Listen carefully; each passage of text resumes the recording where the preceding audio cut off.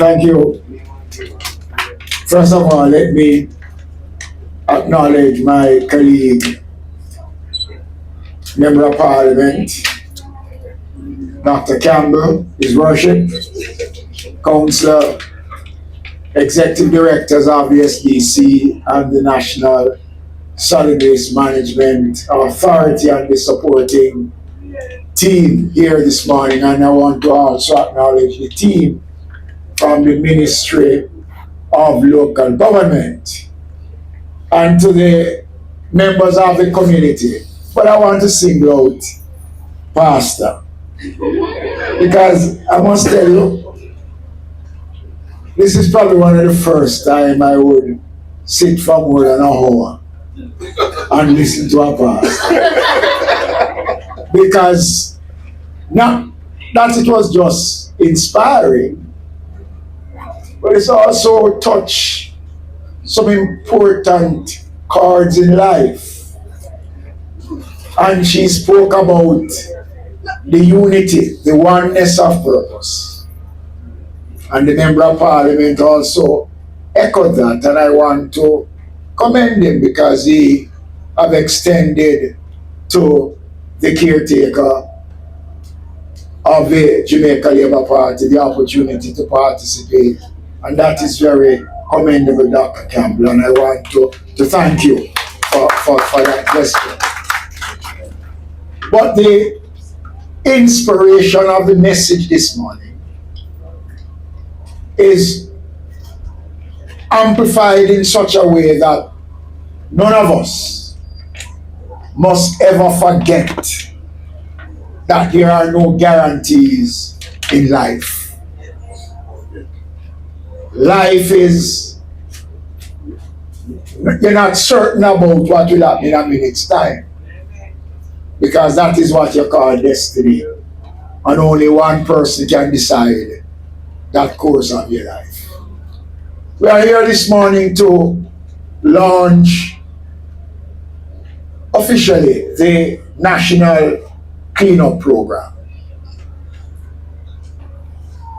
This program will see the 16 affected constituencies in the 5 most affected parishes working over the next 4 to 6 weeks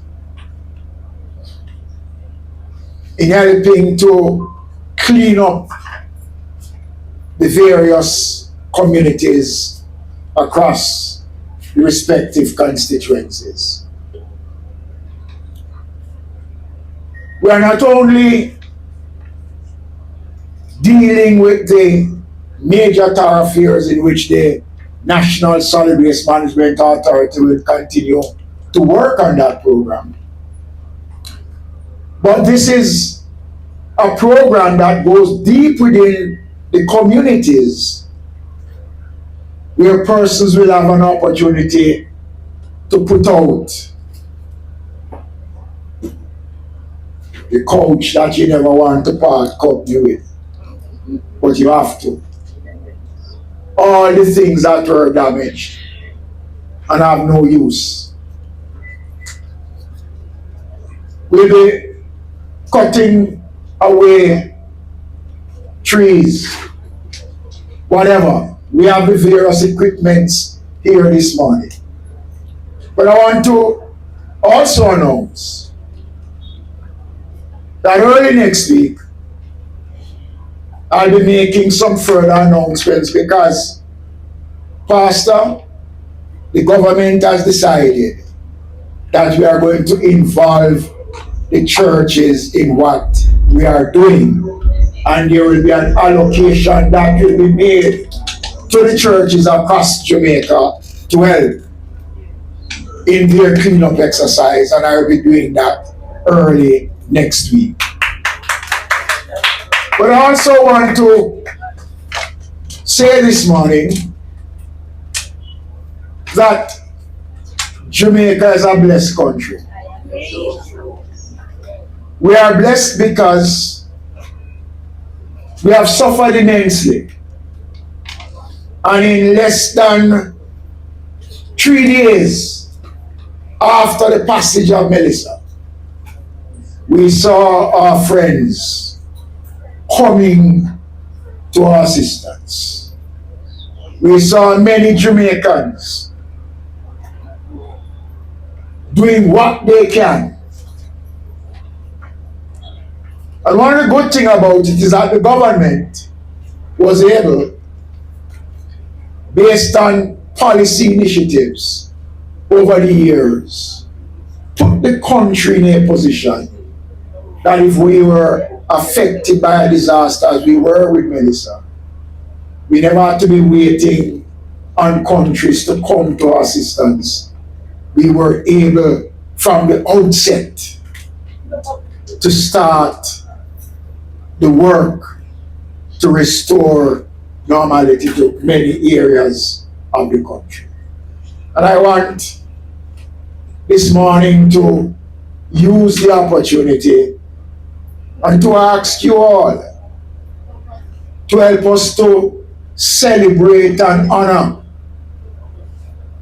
and appreciate the work of our first respondents.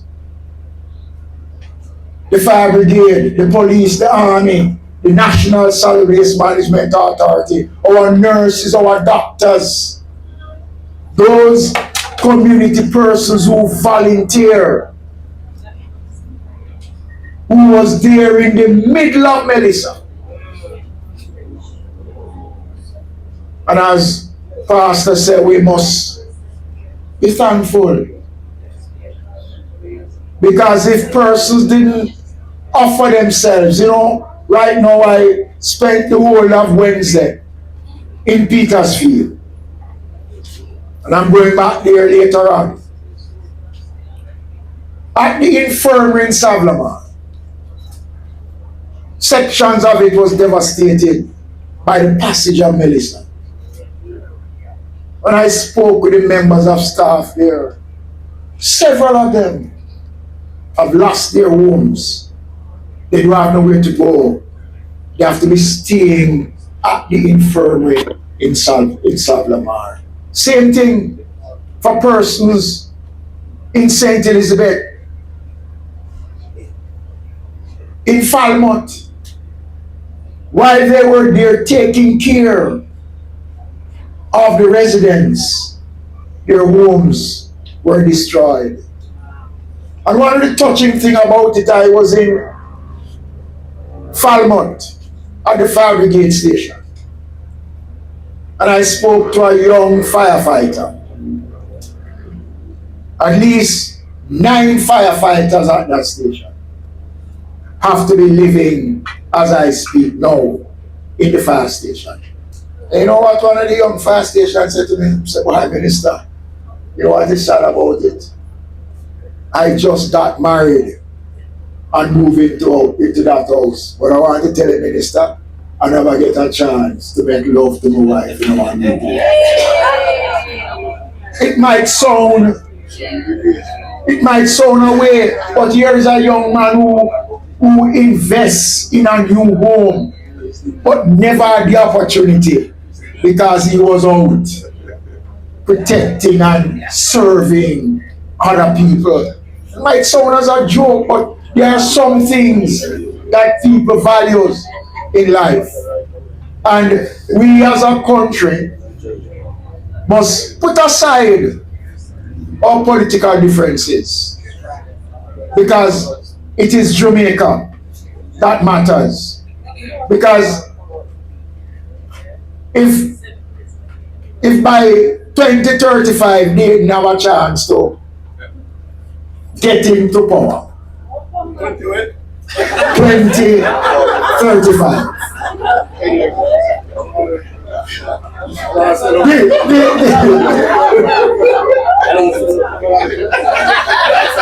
The challenge that we face today, we're still going to have it, because it is not going to take us 10 years to do what is necessary to restore Jamaica to the place that we want.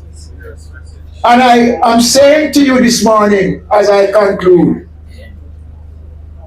that we must now use this opportunity to start to make adjustments, start to change. We now have to start to adapt to different ways. Jamaica is one of in the top 5 disaster countries in the world. We sit in the middle of an earthquake fault line. We are prone to flooding, landslides, and we have seen what Melissa has done. So it tells us that it is not business as usual. The government of Dr. Wellness is prepared to work with every individual, regardless of your color, because Melissa came, never asked who you voted for. So the rich and the poor. And you know, I remember sitting in a meeting of CARICOM leaders many years ago, and the former Prime Minister Ralph Gonsalves was making a contribution, and he said something which has shown itself here. He said that rich and poor went to bed one night, and after the hurricane wake up, everybody wake up poor. Everybody woke up poor.